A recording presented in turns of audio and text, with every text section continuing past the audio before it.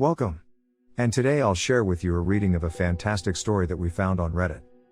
It's titled, "My apartment was the cheapest rental in the city. Today I found out why." I know you're going to love it. Hi, this is Derek. I just put the Drama Llama, Fred, back in his pen so that I can do this quick video for you with some of the stuff that Fred found on Reddit earlier today. If this is your first time watching our videos, help me out by watching to the end, and then giving me some feedback in the comment area below. I do respond to every single one, so don't be shy. And if you want more of these videos daily, don't forget to like and subscribe, with notifications turned on for this channel. Oh boy, let's get ready for a great story. My apartment was the cheapest rental in the city. Today I found out why. By L.C. Simpson. Nothing is what it seems on Craigslist these days, or so I should have known. That's on me. Bill came through the door in an ill-fitting black suit that could have fit a donkey. He was a plump man that busted at the seams, and his chin still sprinkled from the donut or pastry he had for lunch.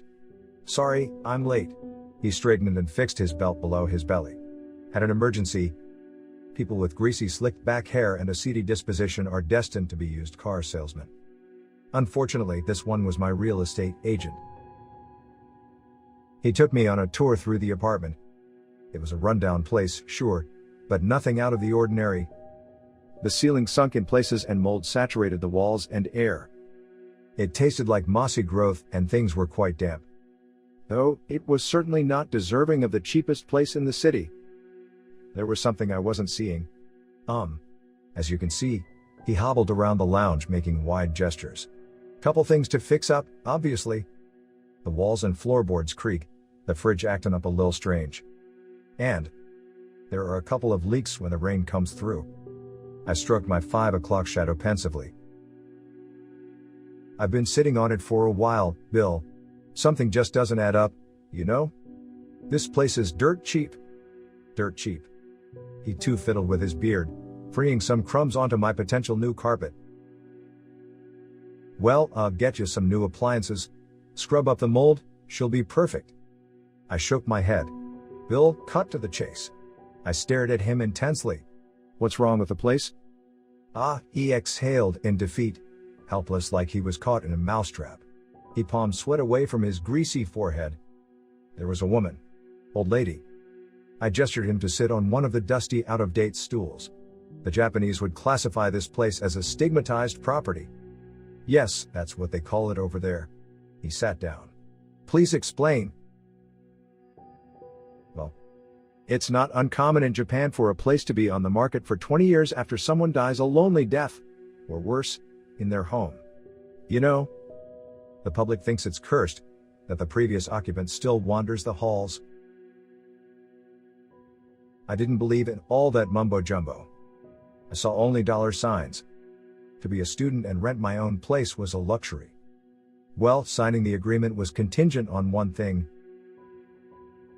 "How'd the old woman die?" I asked.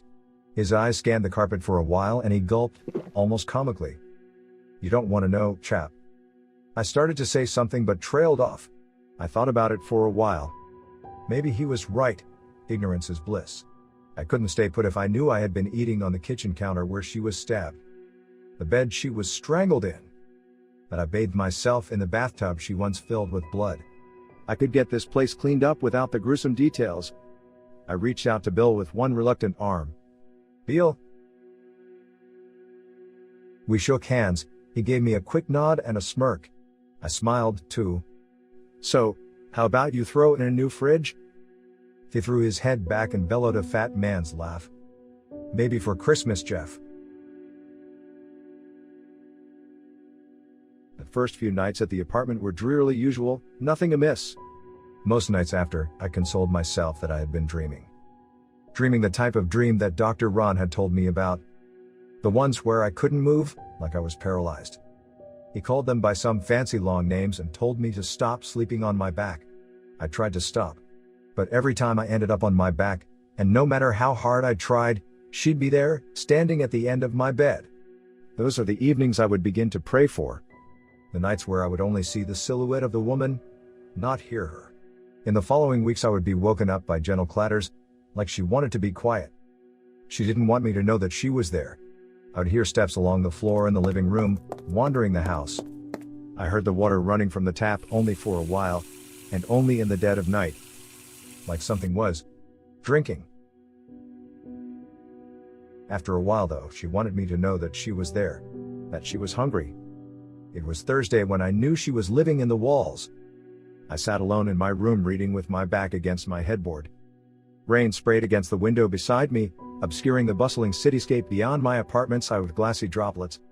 Sucking my cigarette, I exhaled and waved the smoke away from my book.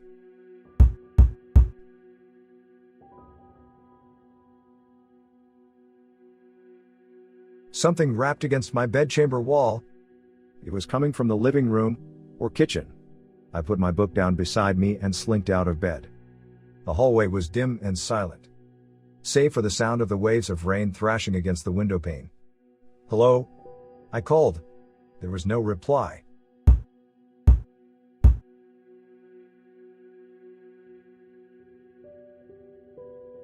I sluggishly pulled myself forward, through the hall and into the living room. The room smelled sickly. Decaying wafts of sour breath lingered in the air. A low glow beamed onto the old school tiles of the damp kitchen. The fridge had been left open. I was certain I had shut the door before bed. When the sound of the rain had been pulled away by the wind, my ears twitched at the sound of the tap left running.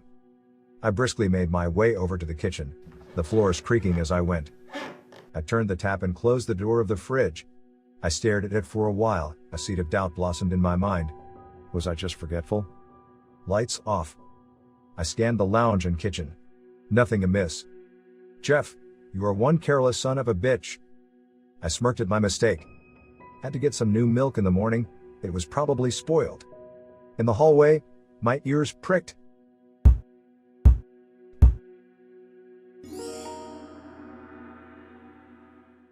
Something was behind me. I darted down the hall, past the toilet and study room and threw myself into my bed. It took me a while to catch my breath. The noise came from the apartment. It was in the walls. My head pounded from my rapid heartbeat.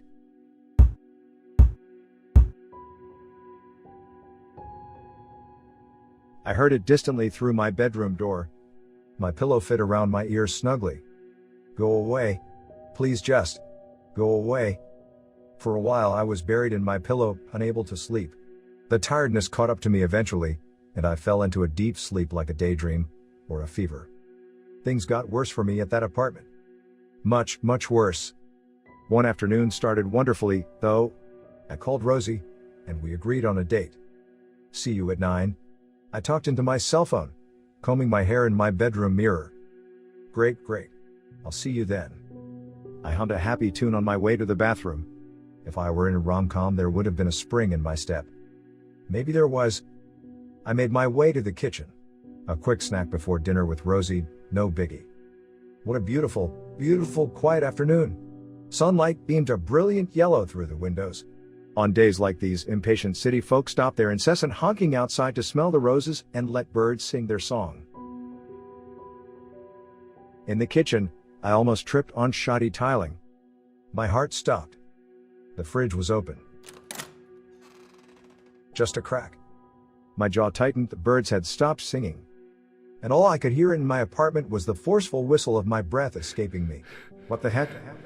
The apple I went to grab was rotten. A contorted mouth-shaped hole had been bitten away at its flesh, yellowing the fruit. Inspecting the apple, I'd lost my appetite. Long strands of black hair were deeply ingrained in its flesh. I shuddered and let go. It rolled for a while. A single broken tooth had found its way out of the apple and onto my floor. That night I called Rosie again. We settled on a movie instead.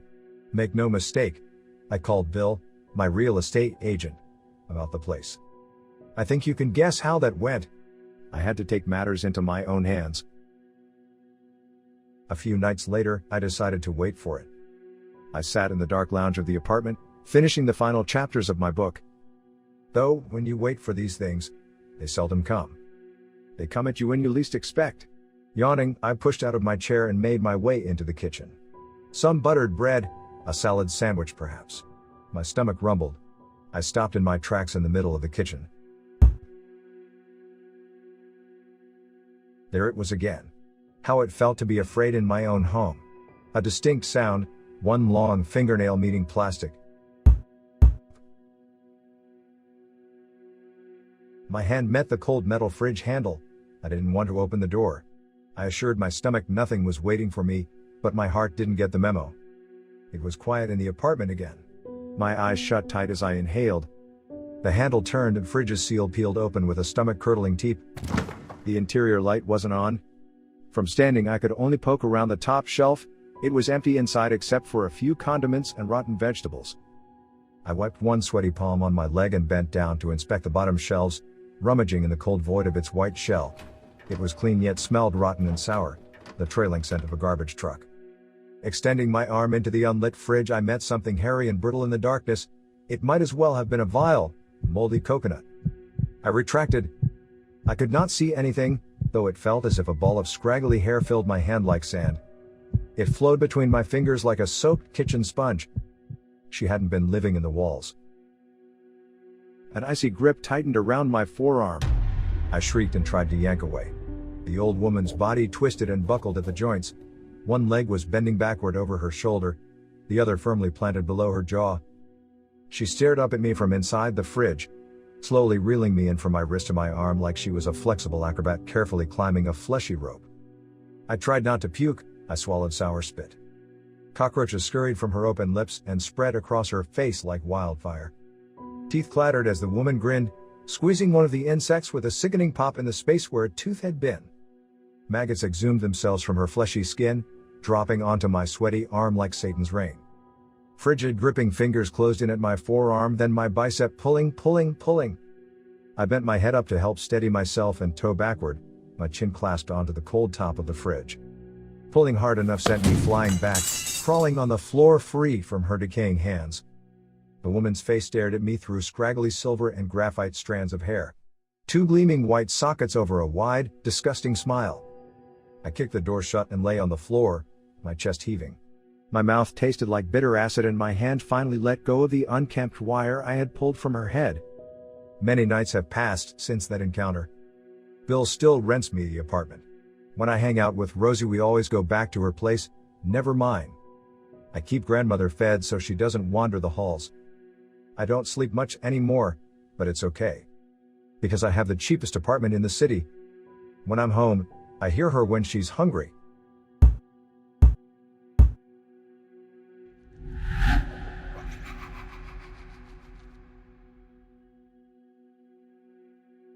What are your thoughts on L.C. Simpson's story?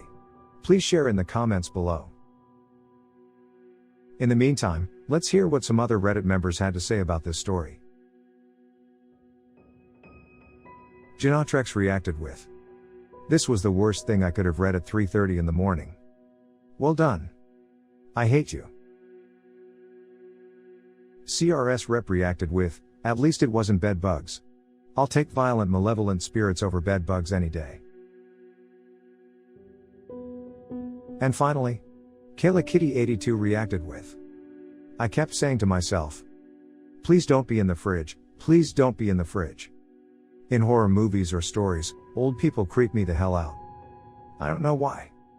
But they just turn my blood to ice."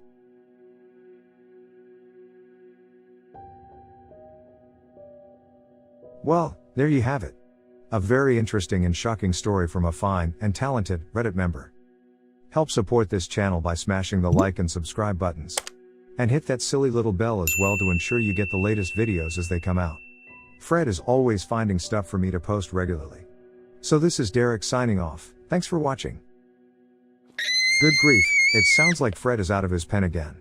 He must have found more stories for me to share with you. See you soon.